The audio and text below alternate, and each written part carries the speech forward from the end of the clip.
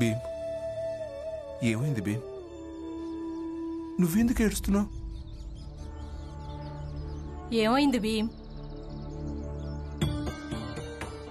తన పుస్తకాలను కాల్చి మీకేం దొరికింది? చెప్పండి, ఏం దొరికింది?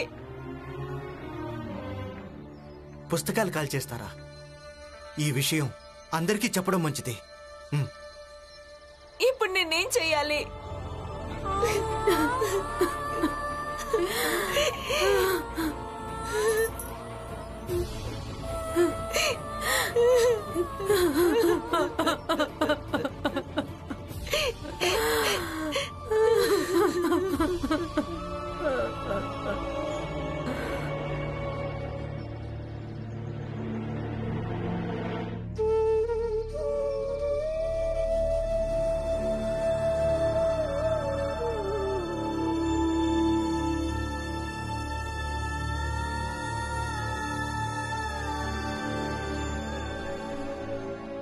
జీజాబాయి, లక్ష్మి కలిసి భీమ్ పుస్తకాలన్నిటినీ కాల్చేశారు. వినోదం చూడాలనుకుంటే రామ్జీ ఇంటికి పదండి. కానీ హితేష్ అన్న, ఇది మంచిది కాదు. అసలు మంచి చెడ్ల గురించి నీకేం తెలుసు? రావాలనుకుంటారా లేదంటే నీ వ్యాపారం చేసుకో. నేను చెప్పేది కొంచెం విను. అక్కడే ఆగండి. లోపలికి వెళ్ళడానికి ప్రయత్నించారు, బాగుండవు చెప్తున్నాను. అంటే నువ్వు మమ్మల్ని ఆపుతావా? అవును, నేనే ఆపుతాను. ఆయన లోపలికి వెళ్ళడానికి నేనెక్కడ చచ్చిపోతున్నానండి? నేను కేవలం జీజాబాయికో మాట చెప్పాలి. తను భీమ్ పుస్తకాలను కాల్చేసి చాలా మంచి పని చేసింది. అసలు జీవితంలో ఎప్పుడైనా ఎవరి పుస్తకాలనైనా తాకావా? నీకు అర్థమైపోవడానికి. కానీ దలియమ్మ, మీరేమన్నా చదువుకున్న వాళ్ళ? మాకు చదువు యొక్క గొప్పతనం చెప్పడానికి? అవును, నేను చదువుకున్న దాన్ని కాదు. కానీ నీలాంటి చదువురాని వాళ్లను, అలాగే చదువుకున్న భీమును చూస్తే తేడా ఏంటో అర్థమవుతుందిలే నాకు. ఏమొద్దలి అమ్మా, భీమ్ ఇంకా తన చదువు మీ మీద ఎలాంటి మాయ చూపించిందో నువ్వు ఎప్పుడూ మా అందరినీ మాట్లాడుతూ ఉంటావు. అవును హితేష్ అన్న, భీమ్కు మాయలు బాగా తెలుసు. అందుకనే మీరంతా పని పాట వదిలేసి ఇక్కడ నిలబడ్డారు. అసలు మీరంతా ఇక్కడ ఎందుకు గుమ్ముకూడారు? లోపలికెళ్ళు, అసలు నాటకం లోపల జరుగుతుంది. వెళ్ళు.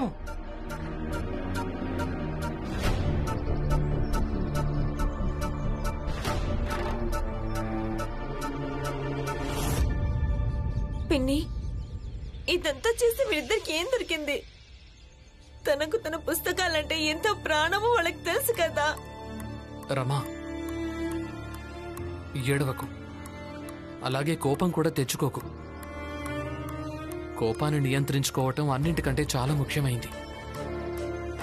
శాంతించు. ఎలా శాంతించాలి? వాళ్ళిద్దరు మీ పుస్తకాలను కాల్చేశారు. నన్ను కాల్చాల్సింది, ఇంటిని కాల్చాల్సింది, కానీ పుస్తకాలు ఎందుకు కాల్చారు? రమా, వాళ్ళు నీకు అక్క ఇంకా అత్తయ్యలు కదా. వాళ్ళ గురించి ఇలా మాట్లాడడం కూడా మంచిది కాదు కదా రమా. అసలు ఇక్కడ ఏం జరుగుతోంది? రమా, నువ్వెందుకు ఏడుస్తున్నావు? ఏమైంది? మేము భీమ్ పుస్తకాలు కాల్ చేసాంలేండి, అందుకనే రమకి బాధ అనిపిస్తోంది.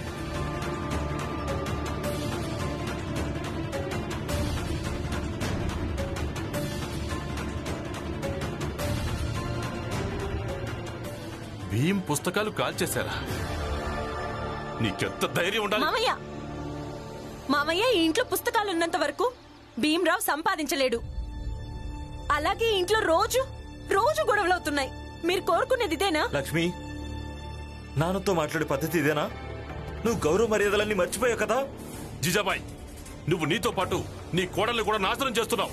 లేదు మామయ్య, నిజానికి అత్తయ్య తనతో పాటు తన కోడలికి ధైర్యాన్నిస్తోంది ఈ ఇంట్లో వాళ్ళందరినీ ఒక దాటి మీదకి తేవడానికి. అవును, ఎందుకంటే ఇంతకు ముందు మా కుటుంబం పట్టాల మీద లేనే లేదు. నువ్వు హద్దులు దాటుతున్నావు లక్ష్మి. అవును, దాటుతున్నాను. ఒకవేళ నేను హద్దులు దాటితే మీరేం చేయగలరు? లక్ష్మి వదిన,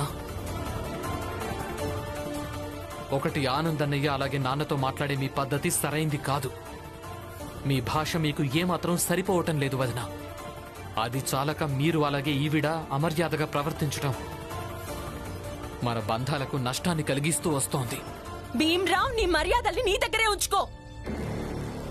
అయినా నీకు తెలుసా అన్నిటికంటే తప్పేంటో? అన్నిటికంటే కూడా ఎవరైనా మీలాగా చెమట దద్దమ్మలు అప్పడమే చాలా పెద్ద తప్పు.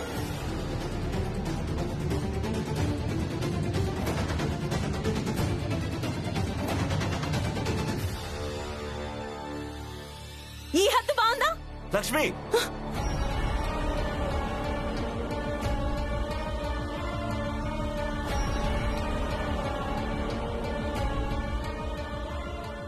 నేను మీకేం చెప్పాను మర్చిపోకండి. నేను విషయం తాగుతాను, అలాగే నాతో పాటు నా కడుపులో ఉన్న బిడ్డను చంపేస్తాను. అలాగే ఇక్కడి నుంచి ఆపో, చాలా ఎక్కువైంది. బాధ్యతలనేవి కొడుకుల వరకే పరిమితం కాదు, మీరు కూడా గుర్తుంచుకోండి.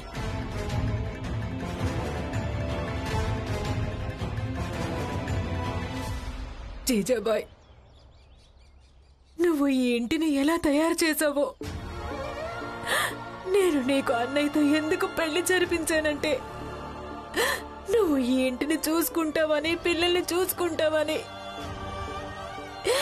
అలాగే నీకు ఒక కుటుంబం దొరుకుతుందని. కానీ నువ్వు ఈ ఇంటిని నరకంగా మార్చేశావు, ఈ ఇంటిని యుద్ధ మైదానంగా మార్చేశావు. ఈ రోజు వరకు ఇంటిని చూసుకుంది చాలు. ఒకవేళ మీకు ఇప్పుడు ఇల్లు నరకంగా అనిపిస్తుంటే, యుద్ధ మైదానంలా అనిపిస్తుంటే నేను వెళ్ళిపోతున్నాను. పదలక్ష్మి.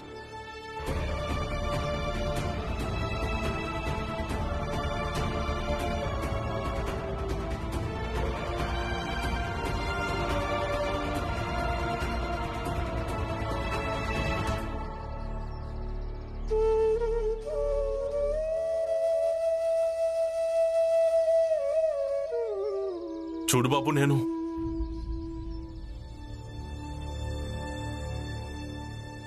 బానే ఉన్నాను నాన్న. అలాగే రమ కూడా మామూలైపోతుంది.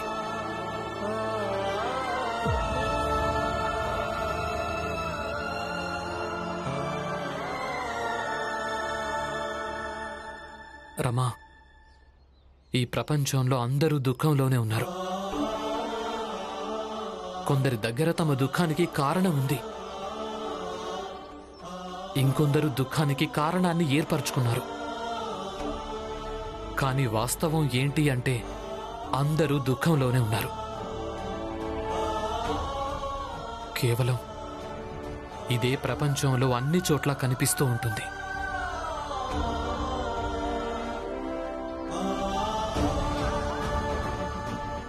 ఏడవద్దు.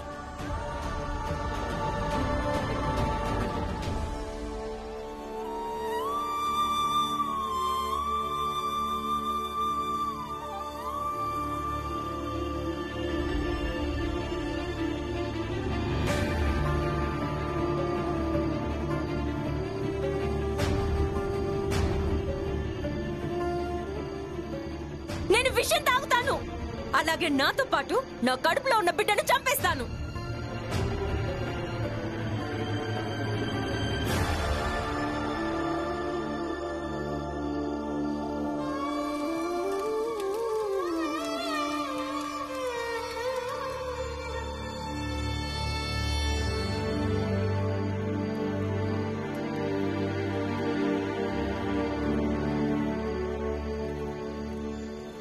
నేను ఈ ఇంటిని వదిలేసి వెళ్ళిపోలేను. ఎందుకంటే నేను భీమాబాయికి మాటిచ్చాను, అందరినీ జాగ్రత్తగా చూసుకుంటానని.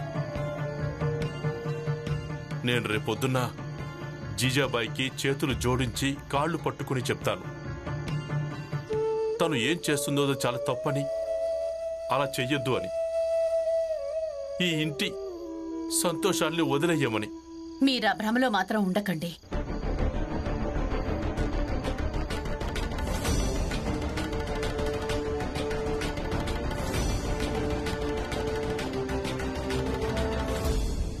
నేను కూడా జీవితమంతా మీతో కేవలం ఇదే చెప్తూ ఉన్నాను, నన్ను వదిలేయమని, భార్యకుండే హక్కులన్నీ ఇచ్చేయమని. కానీ మీరు నాకు ఇవ్వలేదు. నేను చెప్తూనే ఉండిపోయాను, మీరు కేవలం భీమ్కే సొంతం కాదండి. కానీ మీరే వినలేదు. మరి ఈరోజు మీరు ఇలా అనుకున్నారు, నేను ఒప్పుకుంటానని. అందుకే ఏది ఎలా సాగుతుందో అలాగే సాగుతుంది. నేనెంతకాలం బతుకుంటానో అంతవరకు.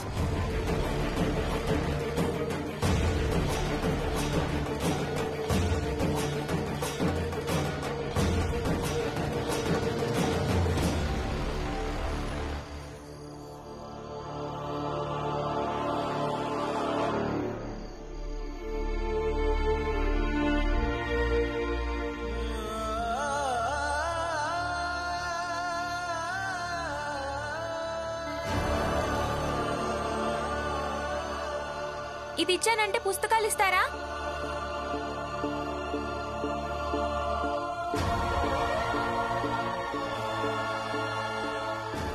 అమ్మా, నేను ఇక్కడ చదువుకుంటాను. ఇక్కడ నా పుస్తకాలుంటాయి. ఇక్కడ నేను కూర్చుంటాను.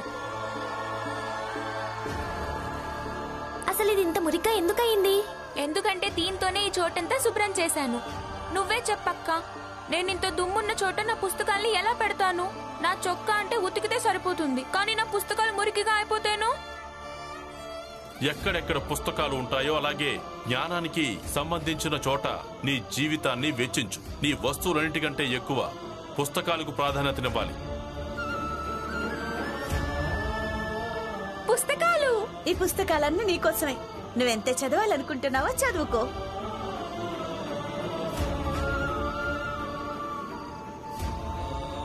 బహుమతి రూపంలో నేను నీకు ఈ పుస్తకాలు, కాపీలు గిఫ్ట్గా ఇస్తున్నాను. ఈ పుస్తకం కూడా తీసుకెళ్ళు.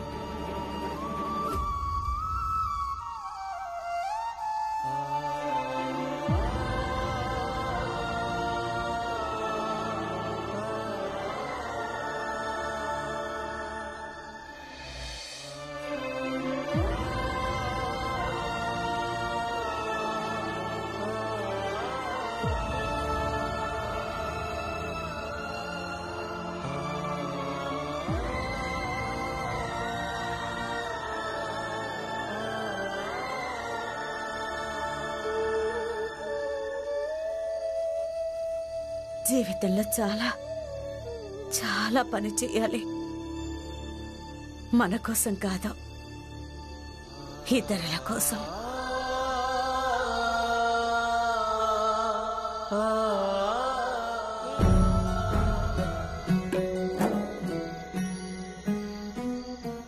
నేను చనిపోయినా కూడా నేనెప్పుడూ నీ పుస్తకాల చుట్టుపక్కలే ఉంటాను. అందుకే నువ్వు అప్పుడప్పుడు చదువుతూ ఉండాలి. భీమా, నేను పోయిన తర్వాత నువ్వు నిరాశ చెందకూడదు.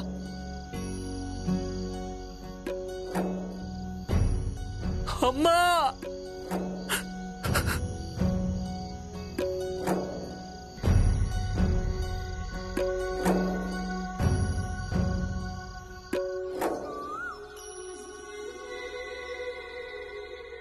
అత్తయ్య, అత్తయ్య, రమ ఎక్కడికో వెళ్ళిపోయింది. ఎక్కడా కనిపించడం లేదు. నేను ఇల్లు మొత్తం వెతికాను, కానీ ఎక్కడా కనిపించలేదు. లక్ష్మి, యుద్ధం పెద్దదైనప్పుడు యుద్ధంలో ఏ పాత్రధారి ఎవరో, ఏం చేయగలరో అన్నీ తెలుసుండడం మంచిదే.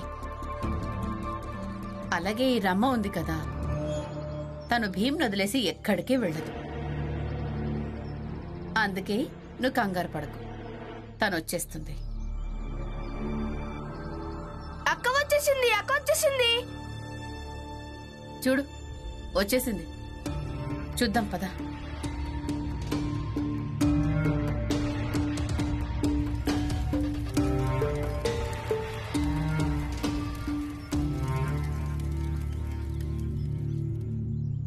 ఏం తీసుకొచ్చావక్క? పుస్తకాలు.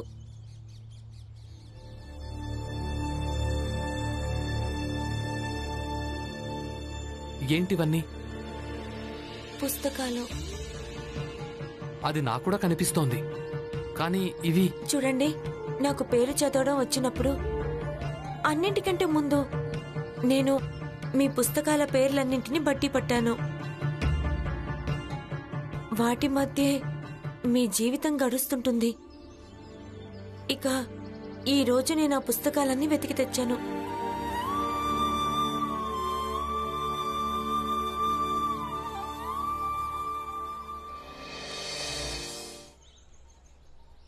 అత్తయ్యకు అక్కకు ఏం తెలీదు.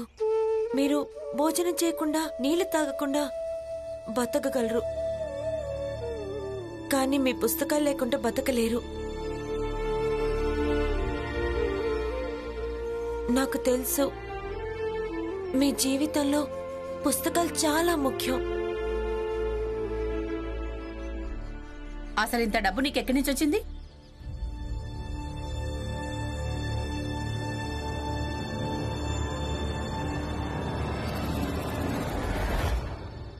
మీకేమనిపిస్తోంది? నాకు తెలీదనా? నాకంతా తెలుసు. ఏ నగలనైతే దాచిపెట్టి మీరు ఈయన ఫామ్ నింపనివ్వలేదో అవే నగల్ని అమ్మేసి పుస్తకాలు తీసుకొచ్చాను.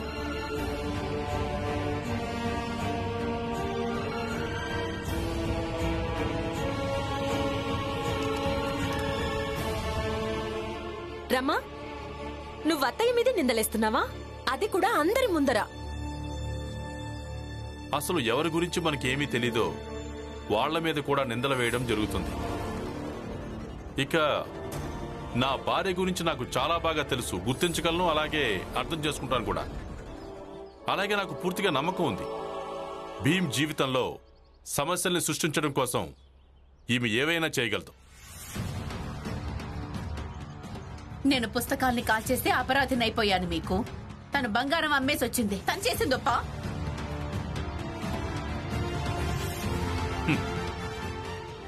ఏంటంటే జీజాబాయ్, ఇది కేవలం అర్థం చేసుకోవడంలో ఉంటుంది. బంగారం ఖరీదైందా లేక పుస్తకాల?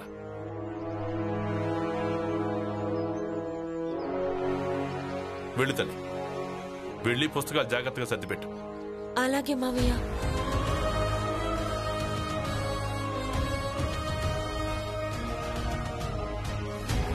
అందరూ పదండి, మీ పనులు చూసుకోండి.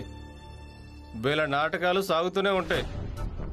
వీళ్ళ కోసమని మన పనులన్నీ మానుకోవడం ఎందుకు? పదండి. అయితే వెళ్ళండి.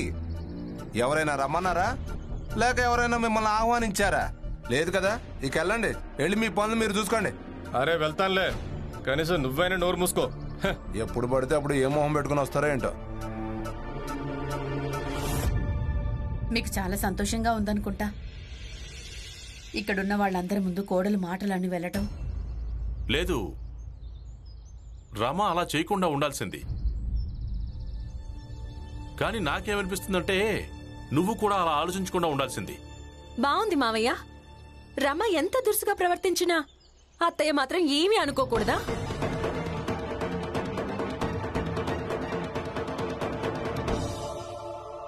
లక్ష్మి, మేము కోడళ్ల మీద సంస్కారం, మర్యాద లాంటి బోల్డంత భారాన్ని మీద పడేస్తూ ఉంటాం.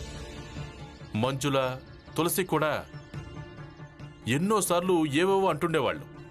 జీజాబాయ్, నీకు గుర్తుంది కదా, నువ్వు కొత్తగా పెళ్లి చేసుకుని ఇంటికొచ్చావు. అప్పుడు తులసి ఏదో కూర విషయంలో నీతో గొడవ పెట్టుకుంది.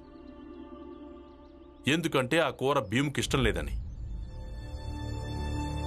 కానీ నీకు బాధ అనిపించలేదు. అలాగే నువ్వేమీ ఆలోచించలేదు కూడా, ఎందుకంటే తన కూతురు కదా. కాని రమ, ఈ రమకు నువ్వు అత్తయ్యవి కాలేకపోయావు, తన భర్తకు నువ్వు అమ్మవి కాలేకపోయావు. తను మాట్లాడితే నీకు బాధ అనిపిస్తుందా? జీజాబాయ్, జీవితం ఇంకా బంధాలు రెండిటిని ఎంత సరళంగా ఉంచితే అంత సంతోషంగా ఉండగలుగుతాం. అలాగే ఆలోచించడానికి, అర్థం చేసుకోవడానికి చాలా ఉంటుంది.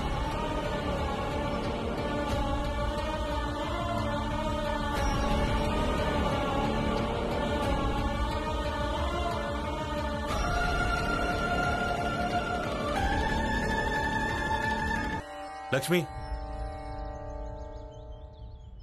నేనేం చెప్పాలనుకుంటున్నానంటే... ఏం చెప్పాల్సిన అవసరం లేదు. మీకు నిన్న పని దొరకలేదు కదా, వెళ్ళండి. ఇప్పుడే వెళ్ళి వెతకండి.